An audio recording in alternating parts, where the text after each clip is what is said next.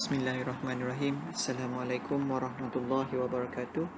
So this is a video for chapter 2, data presentation, part 1. So by the end of this chapter, you should be able to construct a frequency table from a raw data.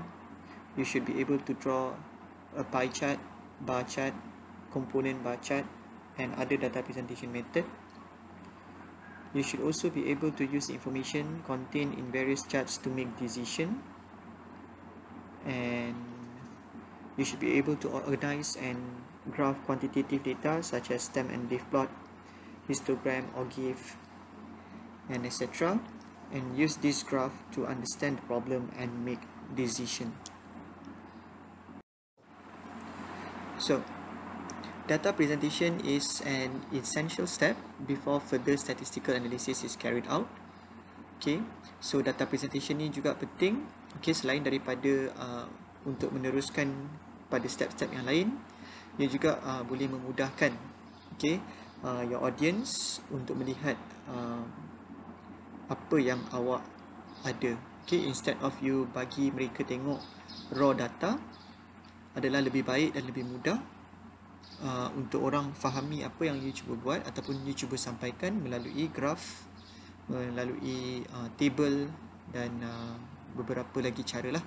So antara some common data presentation, kita ada frequency table, bar chart, pie chart, histogram and a few more there. But later I'm going to focus on a few yang masuk dalam syllabus ni lah. Alright. So as you know, we have two type of variable. Alright. So kita ada two type of variable. Kita ada qualitative and kita ada quantitative. So nak present qualitative variable berbeza caranya dengan nak present a quantitative variable. So I'm going to start with how to present a qualitative variable. So qualitative data is best presented in the form of, pertama sekali kita boleh present a qualitative data menggunakan frequency table ataupun relative frequency table, pie chart, contingency table, and then we have a few bar charts. Kita ada simple bar charts, kita ada multiple bar charts, kita ada component bar charts, and kita ada percentage component bar charts. So apa contoh-contoh qualitative variable ni? Okay, kalau hari tu kita dah tengok dalam chapter 1, qualitative variable adalah data-data yang berbentuk categorical ataupun dia lebih kepada labeling. Okay, kalau dia pakai numbers pun, numbers tu tidak membawa apa-apa meaning dalam dari segi mathematics ataupun arithmetics lah. So dia hanyalah label. So qualitative data ni kita boleh present in these few ways. So I'm going to start with the most common data presentation, which is frequency distribution table. Okay, so kadang-kadang dalam soalan dia kata draw a frequency table. Dalam soalan kadang-kadang kata construct a frequency distribution table. Okay, sebenarnya itu adalah benda yang sama. So frequency distribution table is a table showing the number of observation in each categories. Category qualitative. Okay, example of frequency table for qualitative data. So here I provide you with an example where I have one variable which is marital status. So marital status ini, unmarried, married, divorce ini adalah qualitative variable. Okay, data yang berbentuk categorical. Okay, qualitative. So the first column you letak your categories, marital status. The second column kita masukkan dia punya frequency, kekerapan. Okay, number of occurrence. So for example here, okay, I have a total of 280 employees and the breakdown is according to their marital status.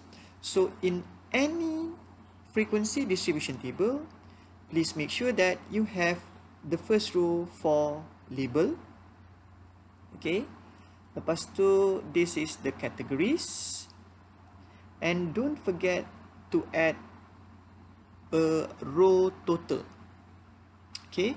And last but not least, don't forget title. Okay. Dalam apa-apa data presentation, okay, markah dia akan bagi dekat this few areas. Okay, title, you mesti label, okay, you mesti calculate accordingly their frequencies. Now, markah untuk data presentation ni ada range daripada 3 hingga 5 markah. Okay, bergantung lah. Kalau datanya banyak, markah dia mungkin lebih banyak, ataupun kalau jenis data presentationnya banyak ataupun lebih complicated, dan markahnya lebih tinggi. Tapi apa-apa pun, dalam apa-apa data presentation, nak tahu betul ke tidak sedang saja. Kalau awak compare dengan your raw data, maksud yang cuba disampaikan adalah sama. Okay. Kalau dekat raw data itu unmarried ada 86, dekat dalam table juga total dia mesti 86. Alright. If you interpret your table tapi your interpretation tu jadi lain daripada asal, there must be something wrong somewhere dalam your data presentation. Okay. Now always remember that bila kita kata frekuensi ni tuliskan unitnya apa. Jangan tulis frekuensi in term of number of employees, number of students, number of cases, number of accidents. Frequency in terms of what must be stated clearly dalam your data presentation. So this is a frequency distribution table. Now sometimes, okay, soalan minta awak construct a relative frequency table. Okay. So relative frequency table ini adalah kekerapan relatif. Dia lebih kurang je macam frequency distribution tadi, cuma we add another column which is our relative frequency. So macam nak cari relative frequency? Relative frequency adalah frekuensi satu-satu kelas tersebut dibahagikan dengan total number of frequency. So just now I have a total of 280 employees. For unmarried employees, the total frequency adalah 86 employees. So the relative frequency adalah 86 orang unmarried dibahagi dengan jumlah keseluruhan employees, and you dapat 0.307. So this is your relative frequency. Total for your relative frequency should always be equal to 1. It cannot be less, it cannot be more than 1. Relative frequency punya total must always equal to 1. Okay, relative frequency ni sebenarnya macam ratio je sebenarnya. Ratio secara keseluruhan. Okay, and if you can see here, no matter how I present my data, you should label each column. You should have a row total, and don't forget to write down your title for every data presentation. Next, we have pie chart. So I do believe that you all familiar with a pie chart. Now my pie chart is based on my previous data. Okay, so a pie chart consists of one or more circles that are divided into sectors. It shows the number of objects or percentage of each category. Angle in each sector is proportional to the number of percentage of elements in that category. Angle in the sector, okay, because kalau you notice dalam pie chart kita ada sectors, so angle in the sectors is proportional to the number of percentage of element in that category.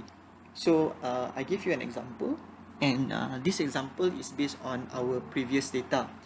So 280 employees in a particular company, and they have a total of 280 employees. So from there, just now, okay, macam mana saya dapat divorce ini 14%. So just now kita ada divorce tadi. Okay, kita ada total 40 employees. Okay. Okay, total kita ada 280 employees. So macam mana saya dapat 14%? So convert to percentage. 40 divide by 280 multiply with 100% lah. Okay. So you dapat dalam 14.29. So 14.29%. Tapi saya bundakan kat sini 14%. And then ini yang pertama, percentage. Nah, macam mana saya tahu sektor ini besar dia hanya this big? So before you draw a pie chart, you need to find or calculate, okay, at least approximate, okay, the degree for each sector. So macam nak cari degree? So kalau nak convert jadi, okay, angle degree ya. So 40 over 280 multiply with 360 degrees, because dalam satu circle we have a total of 360 degrees. So 40 divide by 280 multiply with 360, you dapat approximately 51.43 degrees. So awak tak perlu pakai protector, ataupun awak tak perlulah measure betul-betul exactly 51 degrees. You agak-agak lah, approximately sini 51 degree should be fine lah. Okay, janganlah 51 degree tapi awak buat dia sudut tegak. Alright, you approximate lebih kurang. So you don't have to show your calculation for every single categories. Awak tunjuk for satu kategori sahaja dah cukup. Yang lain-lain tu you terus bagi jawapan. Contoh unmarried. Okay, unmarried tadi originally dia ada 86 orang. So 86 bagi 280 darab 360. So lebih kurang 110.57 degree. Awak tulis jawapan terus. Okay, terus tulis jawapan. Tak perlu tunjuk calculation. Calculation ni, this part, calculation ni, yang ini ni awak tunjuk sekali sudah cukup, memadai lah. Okay, and like I told you before, and I keep reminding you the same thing, for every single data presentation, please make sure that you write down your title. Because if you tiba-tiba je draw your pie chart without this title, you tulis divorce, you tulis married, apa benda? So people won't know. So you should write down breakdown of employees according to marital status. And here I would suggest you, okay, I would like you to write down breakdown of 280 employees according to their marital status. So when people see your data presentation, even though you write down 31%, people can calculate approximately 31% is equivalent to how many employees. Alright, so this is pie chart. Okay, mula-mula tadi saya ada tunjukkan awak frequency distribution table. Kalau you notice dalam frequency distribution table itu, kita hanya ada satu saja variable ataupun satu saja kategori. Where among 280 employees, I divide them according to their marital status. Marital status is the only category in that frequency distribution table. Now, what if I have two categories? For this example, I have students in your ITM, and I have two variables which are their programs and their gender. So in one table, I want to include two qualitative variables. So this is what we call as contingency table, sometimes also called cross classification table, or ada juga setengah buku dia pakai cross tabulation. Okay, so often desirable to examine the categorical responses in terms of two qualitative variables simultaneously for two qualitative variables. So what are the variables? In this case, I have the first variable, their programs, and the second one is their gender. male and female. So I divide them according to their program, and at the same time in each program I divide them according to their gender. So we can see here that in a single table saya ambil kira dua qualitative variables. So dekat sini, make sure you label each row, each columns. You should have row total. You should have also a column total. So here is total untuk lelaki, male, 380. And we have 402 female students. 180 accounting, 164 business dan seterusnya lah. And from here also, kalau saya kata 90 ni apa, 90 ini adalah BM111 and mereka ini female. Right? So, again, for every data presentation, please make sure that you don't forget to write down your title. Okay, your audience need to know awak punya table ini tentang apa. So this table, okay, is actually about number of students enrollment in UiTM Cawangan Melaka campus Alor Gajah. So later we are going to see how to construct. I'm going to give you an exercises for you to try. Okay, before saya bagi you answer lah. Alright. So contingency table. Next one, kita ada bar charts. So a bar chart uses the length of horizontal bars, okay, in horizontal bar charts or vertical columns in vertical bar charts to represent quantitative or quantities or percentage. So I do believe that you all are very familiar with bar charts, but in this topik kita akan tengok lagi betul-betul bar charts ni ada berapa jenis and apa yang perlu ada dalam bar charts. So we are going to look at 3 common types of bar charts. The first one is a simple bar chart. Okay, simple bar chart. Okay, simple bars. Okay, simple bar charts boleh jadi horizontal secara berlintang, or a simple bar chart can also be a vertical bar chart. Either one is it's right lah, tak ada masalah. Okay, you draw depends on what the question asks you to draw. The second one, we have a multiple bar chart, also known as cluster bar chart. Please make sure that awak tahu dua-dua nama ni juga. Sebab apa? Sometimes dalam exam dia kata draw a multiple bar chart, draw a cluster bar chart. Okay, it's the same thing. And last but not least, we have a component bar chart atau nama lain dia stack bar chart.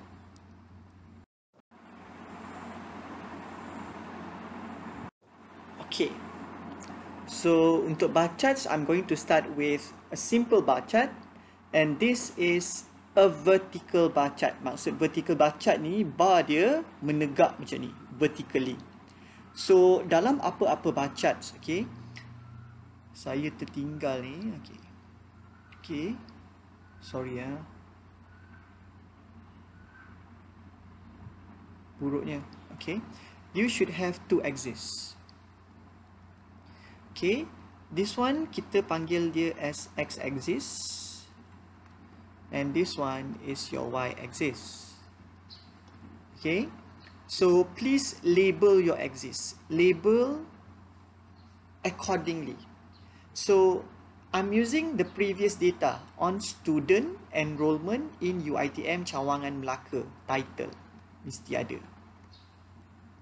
So untuk student enrollment ni, I divide into 4 programs. So x-axis saya programs. Tulis, jangan tak tulis. Program dia apa? AC110, BM111, BM115, and this one should be BM119. And this, okay, dekat y-axis is your frequency. Tapi macam saya cakap awal tadi, frequency dalam unit number of students. Please make sure that you state clearly apa benda yang dia measure dalam setiap axis. Now, markah untuk bar charts lebih kurang 3 hingga 4 markah. Please make sure that you label your axis and don't forget to write down your title and draw your bar accordingly. So here, okay, 180 ini adalah bilangan student AC110. Okay, now saya nak pesan satu perkara.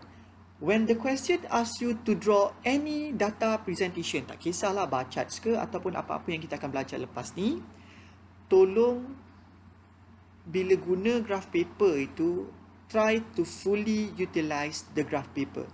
You have one A4 paper, so draw your bar, cuba penuhkan that A4 graph paper. Jangan lukis kecil-kecil. Okay, it's very hard for you to see and it's very hard for me to see also.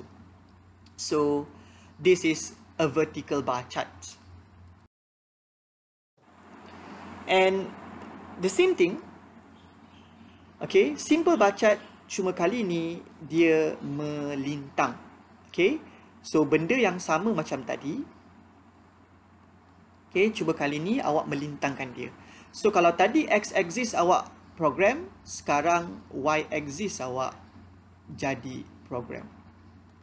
Kalau tadi x-axis awak program, sekarang x-axis awak jadi number of student, which is your frequency. Dia dah jadi terbalik. And again, don't forget to write down your title. This is an example for horizontal bar charts. This is a simple bar chart. Kenapa simple bar chart? Number of student according to their programs. Programs hanya satu qualitative variable saja yang dipresent dalam bar charts. So if we have more than one qualitative variable yang you nak present dalam your bar charts, then kita kena guna multiple or cluster bar charts. So in a multiple bar chart ataupun nama lain dia cluster bar chart, it uses several bars for each item. Now, kenapa ada several bars for each item? Sebab kategori ni, okay, dah ada satu kategori, you divide lagi into different categories. So, in this example of cluster bar chart, saya gunakan sama juga the previous example dalam contingency table tadi, where I have a number of students enrollment, okay, according to their program. But now, each program saya divide into gender, male and female. So, benda ni sama saja.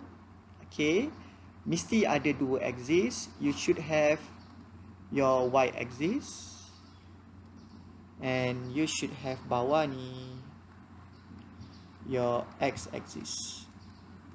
Okay, title, number of students, enrollment. Okay, according to their program. So, AC110, BM111, BM115, and this one is BM119. Betul kan sebab silap tu.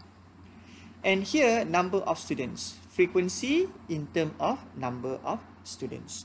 Tapi kali ni kenapa AC110 ada dua different bars? So, AC110, saya divide into yang merah ini male, yang orange ini female. Male ada 70, female ada 110.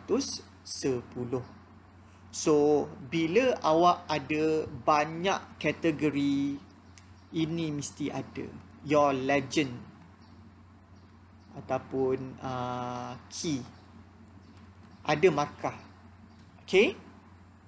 So, this is a multiple or a cluster bar chart. Now, maybe some of you were thinking, boleh tak kalau x-axis ni saya nak letak gender, tak nak letak program? Okey, boleh sebenarnya tak ada masalah. Kalaulah sini awak letak gender. So, bila kata gender, kat sini variabelnya male, female. Tapi sekarang male ini akan ada AC, akan ada BM111, BM115, BM119. So,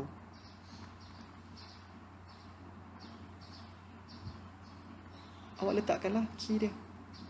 Ini AC110, ini BM111 and etc. Macam saya cakap awal-awal tadi, kalau you punya data presentation, bila you interpret, you dapat data yang sama dengan original punya data. Dan maksudnya betul lah data presentation awak. Tapi kalau you buat bar chart, you present your bar charts, tiba-tiba you interpret jadi lain. Then there must be something wrong with your data presentation. So this is a multiple or a cluster bar chart, where in each category you have more than one. You have multiple bars. Okay, for more than one qualitative variable. Same goes to a stack bar chart or a component bar chart. Sama juga, stack or component bar chart sini kita gunakan bila kita ada more than one qualitative variable. So apa beza dengan multiple bar chart? Tadi kalau multiple bar chart, kategori awak punya bars tu, apa yang awak buat? Awak letak bersebelahan. Tetapi dalam stack bar chart, you stack your bars. Maksudnya awak tindihkan bar awak. So here, okay, as you can see, we have our title. This is the legend or key. Your x-axis adalah program. Your y-axis is frequency in terms of number of students. Okay. Okay. So kita tengok apa beza dengan multiple bar chart. Alright. Dalam accounting, kita ada 70 mil. Okay. So here we have 70 mil. And based on the previous data, female kita ada 110 female. So that's why 110 female campur dengan dekat bar yang asal tadi 70 lelaki ni, tinggi dia jadi 180. You stack your bar. Awak tindihkan bar awak. 70 lelaki lagi 110 perempuan. So tinggi bar awak 110 tambah 70. Total frekuensinya 180 students dalam AC110. So dia sama saja, cuma instead of awak letak sebelah menyebelah, apa yang kita buat dalam stack bar chart or component bar chart is awak tindihkan your bar. Okay. So last but not least, on how to present a qualitative variable ataupun qualitative data ini is by drawing a component bar chart. Tapi yang ini, kalau you tengok number of students dia, okay, number of students ini sebenarnya kita dah convert jadi percentage. Okay, that's why nama dia percentage bar chart. Based on our previous data, student AC110 ada 70 male and 110 female. We have a total of 180 students. So bila you nak buat a component bar chart tapi a percentage component bar chart, this one you need to convert into percentage. So kalau 70 mil daripada berapa orang? Secara keseluruhan untuk AC110 kita ada 180 orang student. So AC110 total 180 student, darab dengan 100%. So 70 bagi 180 darab 100%, you dapat 38.89%. Berapa orang ini untuk percentage of male. Berapa pula percentage of female? Female ada berapa? Ada 110 orang. Dalam AC110, jumlah keseluruhan AC110 ada 180 orang. Darab dengan 100%, awak dapat 61.11%. So, since kita dah convert ini kepada percentage, so male tadi 70 orang male, tapi dalam persen dia lebih kurang 39%. Yang 110 female ini dia lebih kurang 61%. So 110 kata 61% lebih kurang 70 male kata lebih kurang 39%. Tinggi setiap bar mestilah 100%. Sebab apa? Kita dah tukar percentage. So kalau untuk BM111 macam mana? Sama juga. Awak tengok bilangan lelaki dalam BM111 dibahagi dengan jumlah keseluruhan student dalam BM111 darab dengan 100%. So dalam apa-apa data presentation, please make sure that you write down your title, label your axis accordingly, and if you have more than one qualitative variable, please put legend or key to represent every color, every design in your data presentation. So I guess that's all for chapter 2 data presentation part 1 on how to present a qualitative data or a qualitative variable. So I'm going to continue with part 2 on how to present a quantitative variable. Thank you everyone. Assalamualaikum warahmatullahi wabarakatuh.